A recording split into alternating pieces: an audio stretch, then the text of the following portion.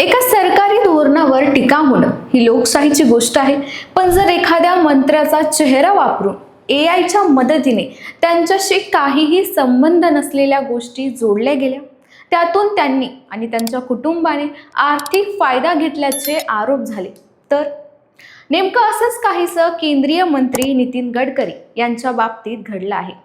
E20 म्हणजेच ethanol मिश्रित इंधन धोरणावरून सुरू झालेला वाद आता थेट मुंबई उच्च न्यायालयापर्यंत पोहोचला आहे. मेटा, एक्स, गुगल आणि केंद्र सरकारच्या मंत्रालयांनाही या प्रकरणात प्रतिवादी करण्यात आला आहे. पण हा संपूर्ण वाद नेमका आहे तरी काय? गडकरी न्यायालयात का गेले आणि मुंबई हायकोर्टाने नेमके कोणते आदेश दिले, सगळं सविस्तर जाणून घेऊया. नमस्कार, मी सृष्टी आणि तुम्ही पाहताय धक्काबुक्की. गेल्या काही दिवसांपासून देशभरात E20 म्हणजेच इथेनॉल मिश्रित पेट्रोल धोरणावरून मोठा वाद सुरू आहे. सोशल मीडियावर या धोरणावर जोरदार चर्चा सुरू असताना अनेक व्हिडिओ, पोस्ट आणि दावे मोठ्या प्रमाणावर व्हायरल होऊ लागले. याच दरम्यान काही AI generated deep fake video आणि डिजिटल पोस्ट सोशल मीडियावर फिरू लागल्या. या व्हिडिओमध्ये केंद्रीय रस्ते वाहतूक आणि महामार्ग मंत्री नितीन गडकरी यांना थेट E20 धोरणासाठी वैयक्तिकरित्या जबाबदार असल्याचं दाखवलं गेलं. इतकंच नाही, या पोस्टमध्ये असा आरोपही करण्यात आला की या धोरणामुळे गडकरी आणि त्यांच्या कुटुंबियांना आर्थिक फायदा झाला आहे. गडकरी यांच्या म्हणण्यानुसार हे सर्व आरोप पूर्णपणे खोटे, बनावट आणि द्वेषपूर्ण आहेत. एवढंच नाही तर या व्हिडिओमध्ये त्यांचा चेहरा, आवाज आणि ओळख त्यांच्या परवानगीशिवाय एआयच्या मदतीने वापरण्यात आल्याचा आरोपही त्यांनी केला आहे. यानंतर गडकरींनी मोठं कायदेशीर पाऊल उचललं. त्यांनी थेट मुंबई उच्च न्यायालयात धाव घेत मेटा, एक्स म्हणजेच पूर्वीचं ट्विटर, गुगल तसेच केंद्रीय इलेक्ट्रॉनिक्स आणि माहिती तंत्रज्ञान मंत्रालय आणि दूरसंचार मंत्रालयाविरोधात दिवाणी दावा दाखल केला. मात्र या याचिकेत गडकरींनी एक महत्त्वाची गोष्ट स्पष्ट केली. त्यांनी सांगितलं की सरकारी धोरणांवर टीका करणं, चर्चा करणं किंवा मतभेद व्यक्त करणं हा प्रत्येक नागरिकाचा अधिकार आहे. पण या दाव्याचा उद्देश कोणाचं अभिव्यक्ती स्वातंत्र्य दाबणं नाही, पण खोटे AI व्हिडिओ तयार करून एखाद्या व्यक्तीची बदनामी करणं, चुकीची माहिती पसरवणं आणि दिशाभूल करणारे आरोप करणं हे अभिव्यक्ती स्वातंत्र्याच्या कक्षेत येत नाही, असा त्यांचा युक्तिवाद आहे. यानंतर या प्रकरणावर मुंबई उच्च न्यायालयात सुनावणी झाली.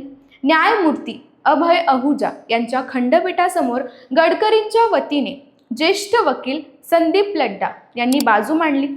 प्राथमिक सुनावणीनंतर न्यायालयाने संबंधित सोशल मीडिया प्लॅटफॉर्मना एक महत्त्वाचा निर्देश दिला. गडकरींना E20 आणि इथेनॉल ब्लेंडेड पेट्रोल धोरणाशी खोट्या पद्धतीने जोडणारा, दिशाभूल करणारा डिजिटल मजकूर आणि कंटेंट हटवण्याचे निर्देश न्यायालयाने दिले आहेत. तर गडकरींनी मागितलेल्या तात्पुरत्या मनाई आदेशावर म्हणजेच भविष्यात अशा प्रकारचा कंटेंट रोखण्याबाबत निर्णय पुढील सुनावणीत घेतला जाणार आहे. या प्रकरणात गडकरींनी आणखी एक महत्त्वाचा मुद्दा मांडला. त्यांच्या म्हणण्यानुसार E20 आणि इथेनॉल ब्लेंडेड पेट्रोल कार्यक्रमाची अंमलबजावणी हे पेट्रोलियम आणि नैसर्गिक वायू मंत्रालयाच्या नियंत्रणाखाली येते आणि त्यामुळे या धोरणासाठी त्यांना वैयक्तिकरित्या जबाबदार धरणं चुकीचं आणि दिशाभूल करणारं आहे. याचिकेत त्यांनी न्यायालयाकडे अशी मागणी केली आहे की सर्व AI निर्मित, फेरफार केलेले आणि बदनामीकारक व्हिडिओ व पोस्ट तात्काळ हटवण्यात याव्यात, त्यांचा प्रसार थांबवण्यात यावा आणि भविष्यात अशा प्रकारचा कंटेंट रोखण्यासाठी सोशल मीडिया कंपन्यांना आवश्यक निर्देश द्यावेत. दरम्यान हा वाद केवळ न्यायालयापुरता मर्यादित राहिलेला नाही. नागपूरमधील भाजपच्या सोशल मीडिया सेलने काही सोशल मीडिया इन्फ्लुएन्सर्स आणि कंटेंट क्रिएटर्स विरोधात पोलिसात तक्रार दाखल केली आहे.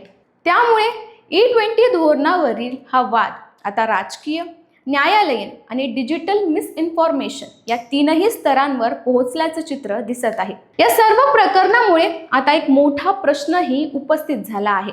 AI आणि डीपफेक तंत्रज्ञानाचा गैरवापर करून एखाद्या व्यक्तीची प्रतिमा मलिन केली जात असेल तर त्याला आळा कसा घालायचा? सोशल मीडिया कंपन्यांची जबाबदारी नेमकी काय असावी आणि अभिव्यक्ती स्वातंत्र्य आणि खोटी माहिती यांच्यामधील सीमारेषा नेमकी कुठे आखायची, या प्रश्नांची उत्तरं कदाचित या प्रकरणाच्या पुढील सुनावणीत मिळतील. या सगळ्याबद्दल तुम्हाला काय वाटतं? AI निर्मित डीपफेक व्हिडिओंवर अधिक कडक कायदे असावेत का आणि सोशल मीडिया कंपन्यांवर अधिक जबाबदारी टाकली पाहिजे का? तुमचं मत आम्हाला कमेंट करून नक्की सांगा आणि अशाच माहितीपूर्ण व्हिडिओसाठी आमच्या चॅनलला सबस्क्राईब करायला विसरू नका.